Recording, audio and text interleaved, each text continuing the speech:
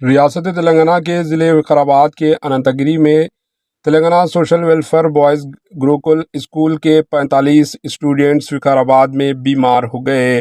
बताया जाता है कि सुबह का नाश्ते में फूड पॉइजन की वजह से स्टूडेंट्स बीमार हो गए, जिन्हें करीबी अस्पताल मुंतकिल किया गया है। मज़ीद तफसीलात का इंतज़ार है। Bureau report, AHN news.